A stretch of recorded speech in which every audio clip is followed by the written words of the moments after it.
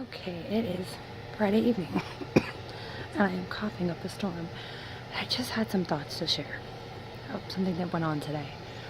I won't say exactly. God, my eyes. Woo.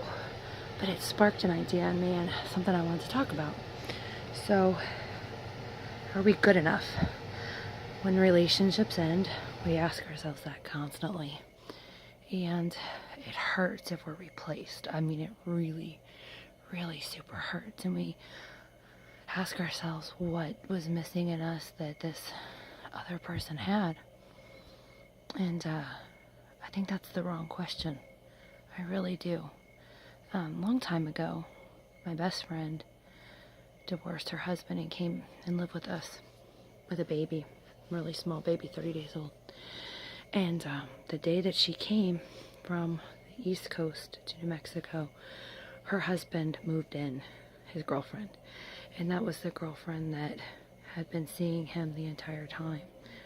He had lived kind of a double life, and everybody thought he was great and wonderful, and the wife was the bitch. And it was just so interesting to me that there's always going to be somebody that will move into your space if they lower their standards enough. And a lot of times you're kicked out of your space because you haven't. And I think that's something I'm examining a whole lot lately, because I've lived a pretty big life. Most people that get to know me are interested in knowing more because we've done a whole lot of things, and just very accepting people. And I think that attracts individuals, but then there's that expectation of excellence for ourselves. I guess Jamie and I have that in common. That's one thing we do have in common. But for me, I just remember this person that I got attached to being very attracted to the things I had going on in my life. Physically, I suppose there was attraction too, but I think a lot of it was who I was. And then I was asked to change who I was in order to keep that. Like, it was just too much. And so over the past month, you're just sitting here like, what could I have done differently? And do I want to have done anything differently? And the answer is, if I would have changed everything about who I was, what would have been the point? I mean, really, what's the point of all that? To change completely everything about yourself in order to fit this person and to play act in this role? I mean, I guess from my viewpoint, if you love somebody, oh God, you hold on tight. And you hold on with everything you've got, and you get through everything that there is to get through because you want that person, and that person completes you. And I really thought that's what I had. I mean, with Jamie, it wasn't the same. I explained that in my other, in my first vlog. But that person made me feel like our worlds collided and we were so much the same, and that it shouldn't have clicked like it did if it wasn't meant to be, if it wasn't worth the effort, if it wasn't worth the hard work that we were going to have to go through in order to make it happen, in order to spend our days together. And I truly believe that person was committed to that. I mean, every fiber of my being, every argument we got into, it for me was just the pain of not being able to be what we wanted to be in the time that we wanted to be doing it. I never once thought during it, I never once thought that I could be replaced that easily. That really, it was just filling a need that somebody had, and it didn't matter who I was. It didn't matter what I looked like. There wasn't a special attraction to me. There wasn't a special attraction to anything about me.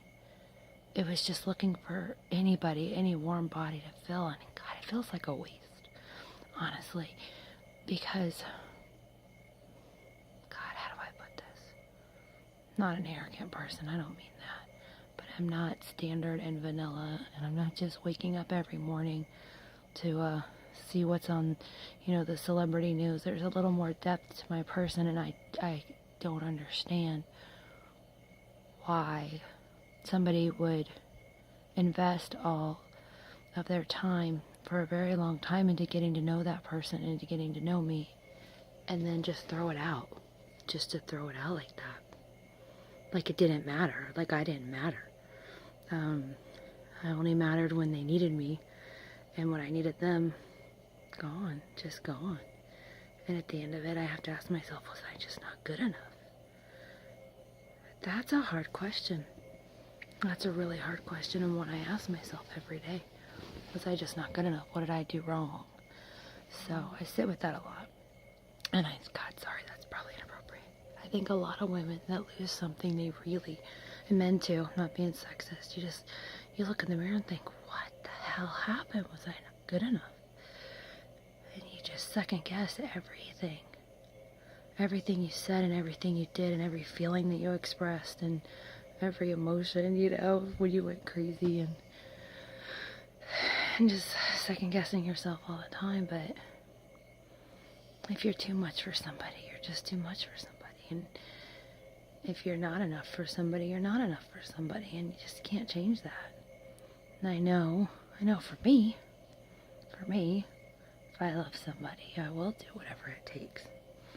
And I know that that doesn't exist for nothing.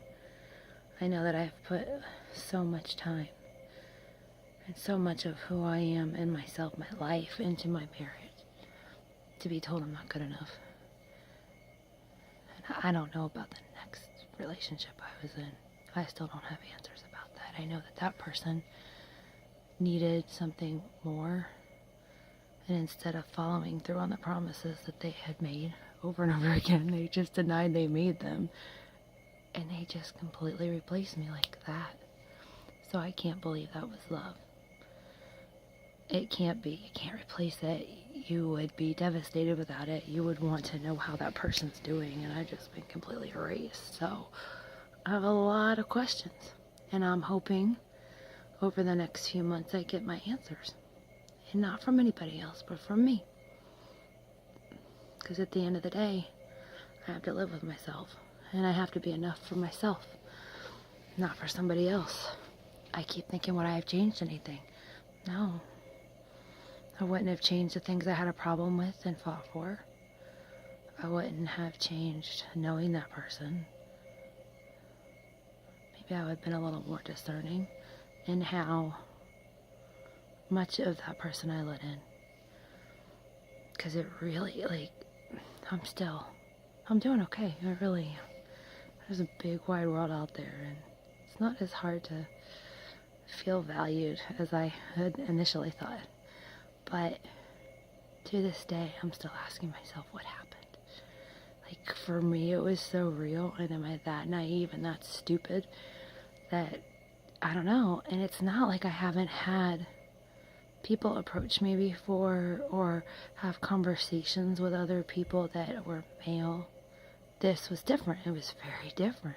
There was a very, very huge connection over the seas, on the phone, and in person. It was there. But he could find that like that with somebody else, and I wouldn't be able to do that. It's not genuine. It's just a replacement and a filler, and I can't live like that. Oh, I can't live like that. If it's not the real deal, I'm just not interested. So, those are my thoughts today. I'm still thinking about it, But at the end of the day, I have to be enough for me. And for my kids. And who is and isn't attracted to me or upset with how I've acted or what I wasn't, what I was.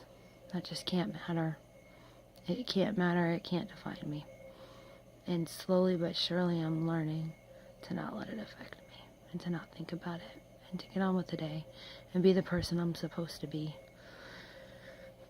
and not alter that for any reason and not regret not altering it, not rack my mind with what I could have done differently to change it, because I know who I am and I know what I would have put into this had that other person been who they said they are. And that's that. That's my life. So, just some thoughts this evening as I've been laying here quiet.